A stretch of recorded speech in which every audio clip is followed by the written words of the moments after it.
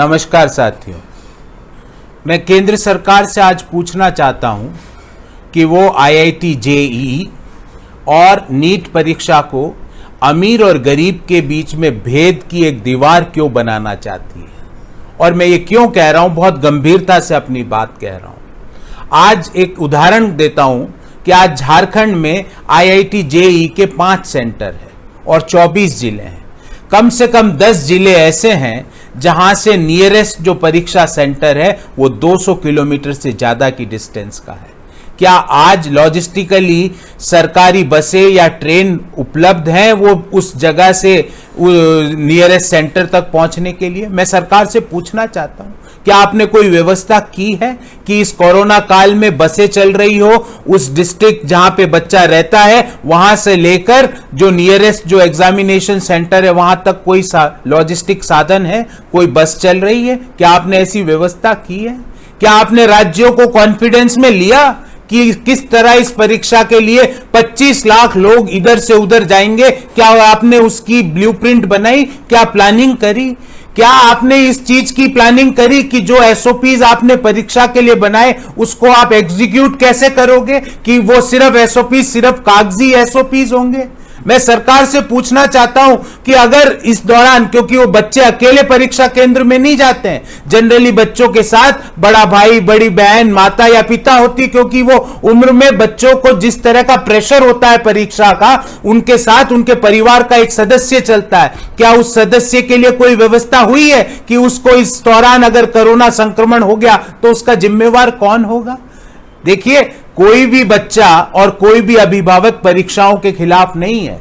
परीक्षाएं होनी चाहिए, पर परीक्षाएं करने से पहले मैं बार बार सरकार को कह रहा हूं, शिक्षा मंत्री जी को चिट्ठियां लिख लिख के कह रहा हूं,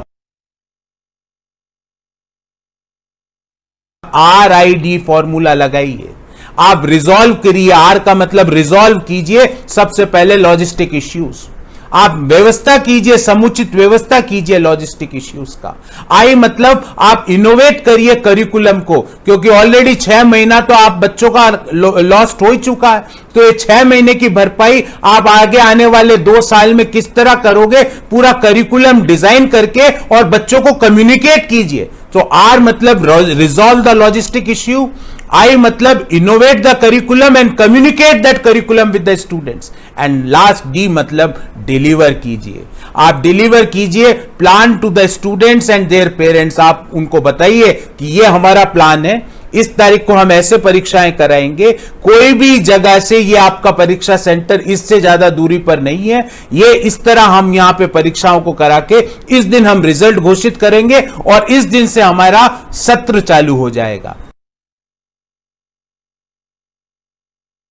तो आपको जब तक आप RID फॉर्मूला नहीं लागू करोगे, बच्चों का कॉन्फिडेंस गेन नहीं करोगे, बच्चों के साथ कम्युनिकेट नहीं करोगे, तो ये परीक्षाएं किसके लिए? मैं हाथ जोड़ के विनती करता हूं केंद्र सरकार से, माननीय प्रधानमंत्री जी से, कि बच्चों के साथ हठधर्मिता छोड़ दीजिए, बच्चों के साथ अपने अहंकार को त्याग दीजिए और बच्चों के मन की बात सुनिए। बच्चे परीक्षाओं से नहीं घबरा रहे हैं, बच्चे किस तरह से आज परीक्षाएं होने जा रही है, उसकी तैयारी कितनी है, उस चीज को लेकर घबरा रहे हैं। आप 1 या 2 महीने में अपनी तैयारी को सुधारिए। उस तैयारी को सुधार के अगर आप परीक्षाएं कराएंगे तो बच्चे भी खुश रहेंगे, उनके अभिभावकों को भी पता रहेगा और बच्चों के सामने पूरा खाका आप प्रेजेंट कर दीजिए कि इस तरह परीक्षा होगी, इस तारीख को रिजल्ट आएगा और इस तारीख से एकेडमिक सत्र यूनिवर्सिटीज, इंस्टीट्यूट्स और मेडिकल कॉलेजों का चालू होगा। बहुत बहुत धन्यवाद। अगर भारत की सरकार मेरी बात सुन रही है, हठ त्याग दीजिए, अहंकार त्याग दीजिए और बच्चों के मन की बात सुनिए।